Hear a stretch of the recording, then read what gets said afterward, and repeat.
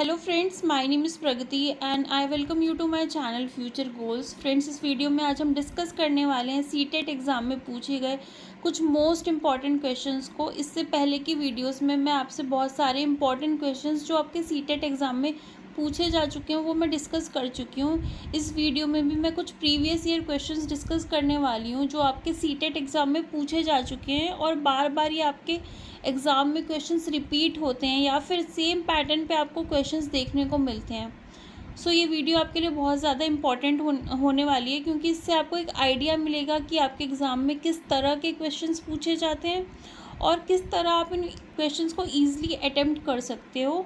और क्वेश्चंस को हम कम्प्लीटली एनालाइज भी करेंगे, देखेंगे कि कौन सा आंसर करेक्ट होगा किस क्वेश्चन के लिए और क्यों करेक्ट होगा वो आंसर। विद कंप्लीट एक्सप्लेनेशन हम इन क्वेश्चंस को डिस्कस करने वाले हैं। ये जो क्वेश्चंस मैं आज आपके साथ डिस्कस कर रही हूँ ये आपके चाइल्ड डेवलपमेंट एंड पेडागोजी वाले सेक्शन से पूछे गए क्वेश्चन हैं, यानी कि बाल विकास में पूछे गए ये कुछ महत्वपूर्ण प्रश्न हैं जो आज हम डिस्कस करेंगे। सो वीडियो को स्टार्ट करते हैं और कुछ 10 क्वेश्चंस को आज हम डिस्कस करने वाले हैं जो कि आपके सीटेट एग्ज़ाम में पूछे गए हैं।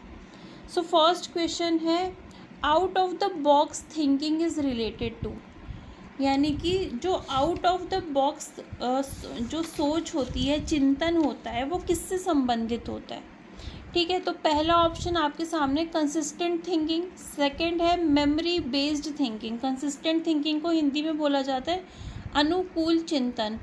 सेकंड है memory based thinking, that is स्मृति आधारित थिंकिंग जो करते हैं वो। थर्ड है अपसारी चिंतन यानी कि डाइवर्जेंट थिंकिंग। और फोर्थ है कन्वर्जेंट थिंकिंग जिसे हिंदी में बोला जाता है अभिसारी चिंतन। सो यहाँ पे आउट ऑफ द बॉक्स का हिंदी में मतलब होता है बिल्कुल हटकर सोचना, ठीक है, कुछ अलग सोचना। तो उस थिंकिंग को करने के लिए आपको कैसी थिंकिंग की ज़रूरत होगी। ठीक है, तो पहला है कंसिस्टेंट थिंकिंग, मतलब आप किसी चीज़ के बारे में कंसिस्टेंटली सोच रहे हैं। सेकेंड है मेमोरी बेस्ड थिंकिंग चाहिए आपको, ठीक है, मेमोरी से रिलेटेड थिंकिंग। थर्ड है डाइवर्जेंट थिंकिंग। डाइवर्जेंट थिंकिंग में हम बहुत सारे एस्पेक्ट, जो बहुत सारे पहलू होते हैं किसी चीज़ के, उसके बारे में हम सोचते हैं और फिर एक पर्टिकुलर सॉल्यूशन तक पहुंचते हैं, उसको कहते हैं divergent thinking.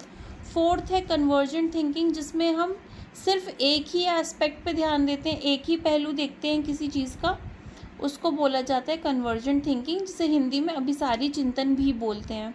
So out of the box thinking के लिए हमें बहुत सारे एस्पेक्ट्स को देखना किसी भी चीज़ के, या फिर कोई प्रॉब्लम है हमारे सामने तो उसके बहुत सारे सॉल्यूशंस को देखना, बहुत सारे पहलू को देखना बहुत ज़रूरी है, तभी हम कुछ अलग और कुछ नया सोच पाएंगे, out of the box thinking कर पाएंगे। तो फर्स्ट का जो करेक्ट आंसर होगा वो होगा डाइवर्जेंट थिंकिंग, जिसे हिंदी में अपसारी चिंतन बोला जाता है। ठीक है, नेक्स्ट क्वेश्चन है हमारे सामने, making students of a cleanliness community to motivate them for same reflects.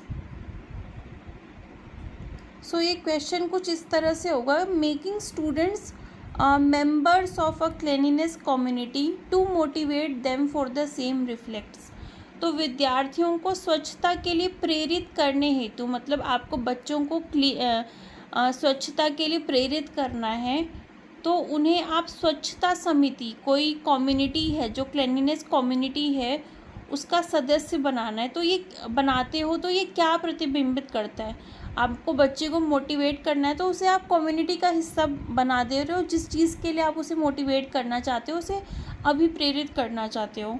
तो इससे क्या पता चलता है, पहला है socio cultural conception of motivation, क्या ये प्रेरणा की सामाजिक सांस्कृतिक संकल्पना है। सेकंड है बिहेवियरिस्टिक अप्रोच टू मोटिवेशन, प्रेरणा का व्यवहारवादी उपागम है। थर्ड है ह्यूमनिस्टिक अप्रोच टू मोटिवेशन, प्रेरणा का मानवतावादी उपागम। या fourth cognitive approach to motivation, यानी कि प्रेरणा का संज्ञानात्मक उपागम। तो हम बच्चे को कम्युनिटी का पार्ट बना रहे हैं, यानी कि सोसाइटी का पार्ट बना रहे हैं। अगर हम बच्चे को किसी काम को बार बार रिपीट कराते तो वो बिहेवियरिस्टिक अप्रोच होती है, यानी कि उस काम को हम बार बार करा के उसके व्यवहार में लाना चाहते हैं, उसके बिहेवियर में लाना चाहते हैं। ठीक है। तो यहाँ पे हम क्या कर रहे हैं, यहाँ पे हम बच्चे को कम्युनिटी का यानी कि जो समाज है उसका सदस्य बना रहे हैं, किसी समिति का सदस्य बना रहे हैं। तो ये जो रिफ्लेक्ट करता है, ये रिफ्लेक्ट करता है सोशियो कल्चरल कॉन्सेप्शन को, यानी कि सामाजिक सांस्कृतिक संकल्पना को ये प्रदर्शित करता है कि सोशियो कल्चर एक तरीका है बच्चे को मोटिवेट करने का। तो सेकंड का जो करेक्ट आंसर होगा वो होगा ऑप्शन नंबर 1। नेक्स्ट क्वेश्चन है, which of these does not imply practical intelligence in the triarchic theory. तो इनमें से कौन सा त्रितंत्रीय सिद्धांत में व्यवहारिक बुद्धि का अभिप्राय नहीं है। सबसे पहले तो ट्रायर्किक थ्योरी जो है वो स्टर्नबर्ग ने दी है, और हमसे पूछा गया है कि ये जो थ्योरी है त्रितंत्रीय सिद्धांत जिसे हिंदी में बोला जाता है, इसमें से कौन सा इसका अभिप्राय नहीं है अगर हम प्रैक्टिकल इंटेलिजेंस की बात करते हैं। तो पहला ऑप्शन गिवन है रीशेपिंग द एनवायरनमेंट, पर्यावरण का पुनर्निर्माण करना। सेकंड ऑप्शन है thinking practically about one self only, केवल अपने विषय में व्यवहारिक रूप से विचार करना। थर्ड है choosing N environment in which you can succeed, इस प्रकार के पर्यावरण का चयन करना जिसमें आप सफल हो सकते हैं। या फोर्थ ऑप्शन है अडेप्टिंग टू द एनवायरनमेंट, पर्यावरण के साथ अनुकूलन करना। तो जब आप ट्रायर्किक थ्योरी पढ़ोगे स्टर्नबर्ग की थ्योरी ऑफ इंटेलिजेंस जो है, इसमें एक्सपीरियंशियल और कुछ कॉम्पोनेंशियल प्रैक्टिकल ये सब चीज़ों के बारे में, इंटेलिजेंस के बारे में बात की गई है। तो जब हम ट्रायर्किक थ्योरी पढ़ते हैं तो उसमें रीशेपिंग की भी बात की जाती है, यानी कि पुनर्निर्माण की बात करना और किस तरह से एनवायरनमेंट में एडजस्ट करते हैं एक पर्टिकुलर इंटेलिजेंस वाले लोग। फिर इसमें पर्यावरण को चयन करने की बात की जाती है कि कौन सा पर्यावरण चयन करेगा किस तरह के इंटेलिजेंस का व्यक्ति सक्सीड होने के लिए। फोर्थ है अडेप्ट होने की बात की गई है एनवायरनमेंट में, लेकिन जो इसमें ट्रायर्किक थ्योरी में बात नहीं की गई है वो है thinking practically about one self only, खुद के विषय में सिर्फ केवल सोचना व्यवहारिक रूप से। ठीक है, तो सेकंड ऑप्शन जो है इसका वो गलत है, तो हमसे नॉट पूछा गया है। तो थर्ड का जो करेक्ट आंसर होगा वो होगा option number 2, that is thinking practically about one self, खुद के बारे में सिर्फ सोचना। अगर आपको ये थ्योरी नहीं भी आती तब भी अगर इसमें एक नेगेटिव स्टेटमेंट आप देखोगे तो वो ऑप्शन नंबर 2 ही है। आंसर जो इसका करेक्ट है वो है ऑप्शन नंबर 2। नेक्स्ट क्वेश्चन है, fourth question, individual difference in the development of children can be attributed to. तो बच्चों के विकास की व्यक्तिगत भिन्नताओं को किस पर प्रतिरोपित किया जा सकता है, ये पूछा गया है। पहला है एनवायरनमेंट, सिर्फ एनवायरनमेंट पे। दूसरा है नीदर हेरिडिटी नॉर एनवायरनमेंट, ना आनुवंशिकता पे और ना ही पर्यावरण पे। थर्ड है interplay of heredity and environment, यानी कि आनुवंशिकता एवं पर्यावरण की पारस्परिकता पर। और फोर्थ है केवल आनुवंशिकता पे, हेरिडिटी पे, ओनली हेरिडिटी। तो इंडिविजुअल डिफरेंस से पहले तो बहुत क्वेश्चन आते हैं आपके सीटेट एग्ज़ाम में, हर बार एक क्वेश्चन पूछा जाता है इंडिविजुअल डिफरेंस से। इंडिविजुअल डिफरेंस का मतलब होता है कि हर व्यक्ति का इंटरेस्ट अलग अलग होता है, सबका मोटिवेशन अलग अलग होता है। ठीक है, मतलब व्यक्ति जो है वो एक दूसरे से लोग क्या होते हैं उनमें अंतर होता है, मोटिवेशन कह दो या उनका इंटेलिजेंस कह दो, ये सारी चीज़ें एक दूसरे से बहुत ज़्यादा क्या होती हैं, इंटरेस्ट ये हो गया, अलग होती हैं। ठीक है, तो क्यों अलग होती हैं, ऐसा क्या किस चीज़ का रोल होता है इनको अलग करने में, ये हमसे बात पूछी गई है कि बच्चे का जब डेवलपमेंट होता है तो उसमें इंडिविजुअल डिफरेंस आ जाता है, मतलब वो बच्चे जो है एक दूसरे से अलग होते हैं। तो क्या चीज़ उन्हें अलग करती है, क्या सिर्फ उनके आसपास के एनवायरनमेंट की वजह से वो एक दूसरे से अलग होते हैं, या हेरिडिटी और एनवायरनमेंट दो किसी का भी कोई रोल नहीं होता, या हेरिडिटी एनवायरनमेंट दोनों का रोल होता है। तो थर्ड ऑप्शन जो है वो बिल्कुल करेक्ट होगा कि जो भी एक पर्सन में इंडिविजुअल डिफरेंस आता है, जो व्यक्तिगत भिन्नता आती है, उसमें हेरिडिटी का भी रोल होता है, यानी कि आनुवंशिकता का भी रोल होता है, जो उन्हें माता पिता से जो भी गुण मिले हैं उसका, और दूसरा है पर्यावरण यानी कि एनवायरनमेंट, दोनों का बराबर रोल होता है। तो फोर्थ का जो करेक्ट आंसर होगा वो होगा option number third. Next question देख लेते हैं, fifth question, the primary characteristic of children with dyslexia includes. तो जिन बच्चों को डिसलेक्सिया होता है यानी कि डिसलेक्सिया को हिंदी में पठन वैफल्य कहा जाता है, बच्चों के प्राथमिक लक्षण क्या हैं? तो जिस बच्चे को डिसलेक्सिया है उसका आपको उसमें ऐसा क्या दिखेगा, कौन सा लक्षण ऐसा आप देख सकते हो जिससे आपको पता लगेगा कि उस बच्चे को डिसलेक्सिया है? तो पहला है अटेंशन डेफिशिट डिसऑर्डर, क्या वो बच्चा न्यून अवधान विकार होगा, मतलब कि वो किसी चीज़ पे सही से अटेंशन नहीं दे पाएगा, ध्यान नहीं दे पाएगा। दूसरा है डाइवर्जेंट थिंकिंग करेगा और अच्छे से मतलब अपसारी चिंतन करेगा और पढ़ने में धारा प्रवाहिता होगी उसके, अच्छे से चीज़ों को फ्लुएंटली पढ़ पाएगा। थर्ड है इनएबिलिटी टू रीड फ्लुएंटली, क्या वो अच्छे से रीडिंग नहीं कर पाएगा, यानी कि धारा प्रवाह के साथ फ्लुएंसी के साथ पढ़ने की अक्षमता होगी उसमें। चौथा है engaging in repetitive locomotor action, एक ही गति विषयक कार्य को बार बार दोहराना, तो क्या वो एक ही कार्य को लोकोमोटर जो एक्शन होता है उसको बार बार करेगा। तो डिसलेक्सिया एक ऐसी इनएबिलिटी होती है जिसमें कि बच्चे जो हैं वो रीडिंग सही से नहीं कर पाते, उनमें रीडिंग डिसऑर्डर होता है। ठीक है, तो इसका जो करेक्ट आंसर होगा वो होगा option number third, that is inability to read fluently, यानी कि बच्चे फ्लुएंसी के साथ रीडिंग नहीं कर पाते, यानी कि धारा प्रवाह के साथ पढ़ने की उनमें अक्षमता होती है। तो फिफ्थ का जो करेक्ट आंसर है वो है option number third. Next question है सिक्स्थ क्वेश्चन है sequence of development among children from birth to adolescence is. तो यहाँ पे हमें कुछ जो स्टेजेस दे रखी हैं और हमसे सीक्वेंस पूछा गया है कि जन्म से किशोरावस्था तक बच्चों में विकास किस क्रम में होता है, क्या पहले एब्स्ट्रैक्ट होता है, फिर सेंसरी होता है, फिर कॉन्क्रीट होता है, या कॉन्क्रीट एब्स्ट्रैक्ट सेंसरी, इस तरह से हमसे सीक्वेंस पूछा गया है। तो जब बच्चे का बर्थ होता है यानी कि जब बच्चा इन्फेंसी पीरियड में होता है तो वो सेंसरी मोटर एक्शन करता है, यानी कि अपने सेंसेस के थ्रू और मतलब हाथ पैर के मोटर एक्शंस के थ्रू वो चीज़ों को करता है। तो पहला तो सेंसरी मोटर हो गया। नेक्स्ट जो है बच्चा कंक्रीट चीज़ें जो उसके सामने चीज़ें होती हैं उसको देखकर वो थिंकिंग कर पाता है, सोच पाता है या एक्शन कर पाता है। तो पहले बच्चा सेंसरी मोटर स्टेज में होता है, फिर कॉन्क्रीट में जाता है और फिर एब्स्ट्रैक्ट पे पहुंचता है जहाँ पे बच्चा बिना देखे जो उसके सामने चीज़ें प्रेजेंट नहीं हैं, उसके सामने उपस्थित जो चीज़ें नहीं हैं उसके बारे में भी सोच पाता है। ठीक है, तो इसका करेक्ट जो सीक्वेंस होगा ना, जो सही क्रम होगा, क्या मतलब चिल्ड्रन के बर्थ से लेके एडोलसेंस के जो डेवलपमेंट का स्टेजेस होती हैं उसका सही क्रम होगा, सबसे पहले सेंसरी आएगा, ठीक है, फिर कॉन्क्रीट आएगा और फिर आएगा एब्स्ट्रैक्ट। हिंदी में सेंसरी को बोला जाता है सांवेदिक, फिर आएगा इसका सेकंड जो ऑप्शन है वो है मूर्त और फिर आएगा अमूर्त। ठीक है, तो सेंसरी जिसे हिंदी में सांवेदिक कहा जाता है, फिर कॉन्क्रीट जिसे मूर्त कहा जाता है और एब्स्ट्रैक्ट अमूर्त। सो इसका जो करेक्ट आंसर होगा सिक्स्थ का वो होगा option number fourth, sensory, concrete and abstract. Seventh question देख लेते हैं। सेवेंथ क्वेश्चन कहता है emotions and cognition are each other.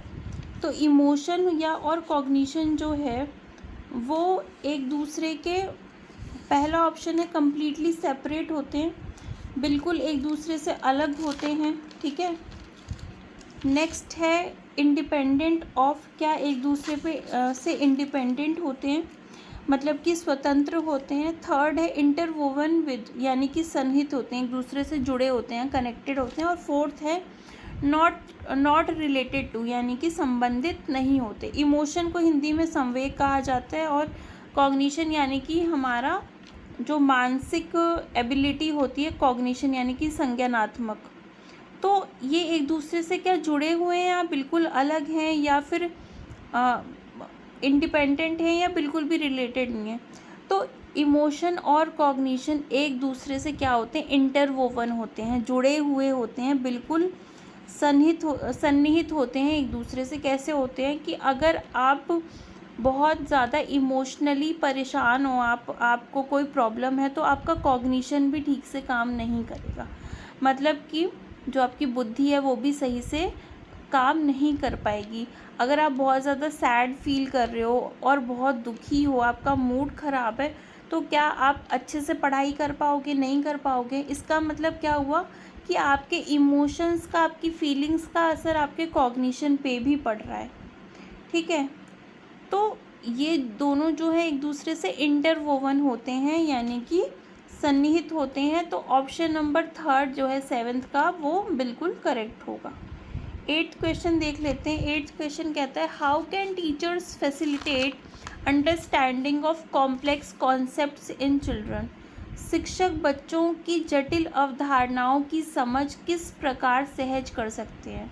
अगर बच्चों के सामने कुछ जो कॉम्प्लेक्स कॉन्सेप्ट आते हैं, कॉम्प्लेक्स मतलब डिफ़िकल्ट कॉन्सेप्ट बच्चों के को सीखने हैं, उनको समझाना है, टीचर को बच्चे को डिफ़िकल्ट कॉन्सेप्ट सिखाने हैं, तो वो कैसे सिखा सकता है अच्छी तरह से।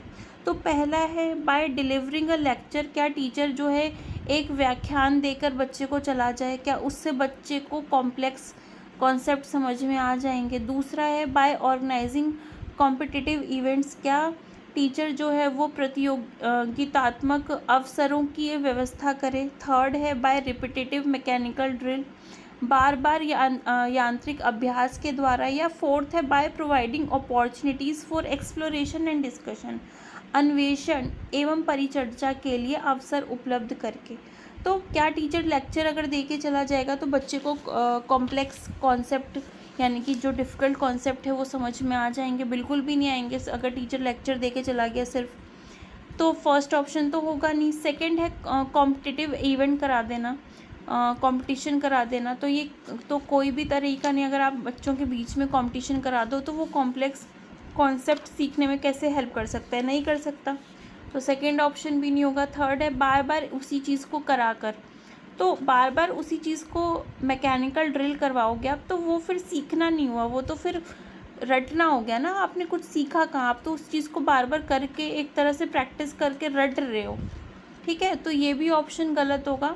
जो सही तरीका होता है टीचर का बच्चों को कॉम्प्लेक्स कॉन्सेप्ट सिखाने का, कि उस पर कुछ एक्सप्लोर करने के लिए टीचर बच्चों को मौका दे। मतलब उस कॉन्सेप्ट के बारे में बच्चे अच्छे से छानबीन करें, उसके बारे में जानने की कोशिश करें। ठीक है, नई नई चीज़ें, उससे जितनी भी जुड़ी हुई चीज़ें हैं उस कॉन्सेप्ट के बारे में जानें, उसको एक्सप्लोर करें और उस पर डिस्कशन करें, यानी कि आपस में परिचर्चा करें। तो इस तरह से बच्चे जो है कॉम्प्लेक्स कॉन्सेप्ट्स को सीख पाएंगे और समझ पाएंगे। तो 8th का जो करेक्ट आंसर होगा वो होगा ऑप्शन नंबर 4। 9th क्वेश्चन देख लेते हैं। 9th क्वेश्चन है, which of the following are examples of secondary socialising agency. तो निम्नलिखित में से कौन सा द्वितीय समाजीकरण एजेंसी का उदाहरण है? पहला है फैमिली यानी कि परिवार एंड नेबरहुड, पास पड़ोस। सेकंड है फैमिली एंड मीडिया, परिवार एवं मीडिया। थर्ड है स्कूल एंड मीडिया, विद्यालय एवं मीडिया। एंड फोर्थ है मीडिया एंड नेबरहुड, यानी कि मीडिया और पास पड़ोस। तो बच्चे की जो सोशलाइजेशन यानी बच्चे का सामाजिकरण जो होता है वो परिवार से शुरू होता है, फैमिली से शुरू होता है, उसके बाद नेबरहुड आता है, उसके बाद स्कूल आता है, उसके बाद मीडिया और बाकी की चीज़ें आती हैं। तो फैमिली और नेबरहुड तो क्या हो गए, प्राइमरी हो गए, सेकेंडरी तो हुए नहीं। जो चीज़ पहले हो रही है वो प्राइमरी है। ठीक है, प्राथमिक है, जिसे हिंदी में प्राथमिक समाजीकरण कहा जाता है। तो फैमिली जहाँ जहाँ पे जिस ऑप्शन में फैमिली है वो तो बिल्कुल नहीं होगा, क्योंकि फैमिली जो होती है वो प्राइमरी सोशलाइजिंग एजेंसी होती है। ठीक है, उसके बाद हमारा थर्ड और फोर्थ ऑप्शन बचता है। थर्ड ऑप्शन कहता है स्कूल एंड मीडिया और फोर्थ ऑप्शन कहता है मीडिया एंड नेबरहुड। तो नेबरहुड भी एक तरह से प्राइमरी सोशलाइजिंग एजेंसी होती है। तो इसका जो करेक्ट आंसर होगा वो होगा स्कूल एंड मीडिया, यानी कि विद्यालय और मीडिया जो है बच्चे के समाजीकरण की जो द्वितीय एजेंसी होती है वो होते हैं। तो 9th का करेक्ट ऑप्शन होगा ऑप्शन नंबर 3। 10th क्वेश्चन पे मूव करते हैं। 10th क्वेश्चन कहता है which of the following does not debtor problem solving. निम्नलिखित में से क्या समस्या समाधान को बाधित नहीं करता है। ठीक है, तो पहला ऑप्शन दिया गया है इनसाइट, यानी कि अंतर्दृष्टि। दूसरा है मेंटल सेट, यानी कि मानसिक प्रारूपता। थर्ड है एंट्रेंचमेंट, जिसे मोर्चाबंदी कहा जाता है। और फोर्थ है निर्धारण, यानी कि फिक्सेशन। जब भी हमें कोई प्रॉब्लम सॉल्व करनी होती है तो हमें बहुत सारे चीज़ों के बारे में, बहुत सारे एस्पेक्ट्स के बारे में सोचना पड़ता है, डाइवर्जेंट थिंकिंग करनी पड़ती है, बहुत सारे पहलुओं को देखना पड़ता है। अगर हम बहुत सारे एस्पेक्ट्स नहीं देखेंगे तो हम प्रॉब्लम को के सही सॉल्यूशन तक नहीं पहुंच पाएंगे, हम प्रॉब्लम को सॉल्व नहीं कर पाएंगे। हम एक ही सॉल्यूशन, एक ही चीज़ के बारे में अगर सोचते रह जाएंगे तो हम कभी भी सही सॉल्यूशन पे नहीं पहुंच पाएंगे। तो हमारा इंसाइट होना बहुत ज़रूरी है उसके लिए। ठीक है, अंतर्दृष्टि हमारी होना बहुत ज़रूरी है प्रॉब्लम सॉल्विंग के लिए। हमसे लेकिन क्या पूछा गया है, हमसे पूछा गया है कि कौन सा बाधा नहीं बनता। तो इंसाइट जो है वो प्रॉब्लम सॉल्विंग में हेल्प करती है, बाधा नहीं बनती। तो 10th का जो फर्स्ट ऑप्शन है इंसाइट, वो बिल्कुल करेक्ट होगा। बाकी ये ऑप्शंस देख लेते हैं। दूसरा है मेंटल सेट। मेंटल सेट का मतलब ये होता है कि आप एक ही तरह से सोच रहे हैं, ये मेंटल सेट है। आपने एक दिमाग में, आप मतलब सेट का मतलब कि आपने सेट कर लिया एक चीज़ और उसी के बारे में सोच रहे हो आप, और कुछ चीज़ों को देख ही नहीं रहे हो। तो फिर आप सही सॉल्यूशन, तो बहुत सारी चीज़ों पे अगर आप सोच विचार नहीं करोगे तो सही सॉल्यूशन पे नहीं पहुंच पाओगे। एंट्रेंचमेंट यानी कि मोर्चाबंदी भी यही होता है कि एक पर्टिकुलर चीज़ के बारे में आपने फिक्स कर लिया है, एक पर्टिकुलर चीज़ को, और एक पर्टिकुलर जो बिलीफ है आपका, थिंकिंग है, उसी पे आप टिके हुए हो और कुछ आप नहीं सोच रहे हो। फोर्थ है फिक्सेशन, वही कि आपने निर्धारण कर रखा है किसी एक पर्टिकुलर चीज़ के बारे में, उससे आगे आप मूव ही नहीं कर रहे, कुछ और आप सोच ही नहीं रहे, किसी और एस्पेक्ट को आप देख ही नहीं रहे हो। ठीक है, तो ये सारी चीज़ें जो है आपके प्रॉब्लम सॉल्विंग में बाधा बनती हैं। मेंटल सेट, एंट्रेंचमेंट और फिक्सेशन। जो बाधा नहीं बनती वो है इनसाइट। तो 10th का जो करेक्ट आंसर होगा वो होगा option number 1, that is insight. So ये कुछ 10 इम्पॉर्टेंट क्वेश्चंस थे जो आपके सीटेट एग्ज़ाम में पहले पूछे जा चुके हैं, आगे भी पूछे जा सकते हैं, रिपीट भी हुए हैं इसमें से बहुत सारे क्वेश्चन। सो आज की वीडियो में इतना ही। बाकी के और क्वेश्चंस, जो इम्पॉर्टेंट क्वेश्चंस हैं, हम वो नेक्स्ट वीडियो में डिस्कस करेंगे। और वीडियो अच्छी लगी हो तो लाइक कर देना, शेयर कर देना, सब्सक्राइब कर देना चैनल को। एंड तब तक के लिए इतना ही। Stay tune and bye bye.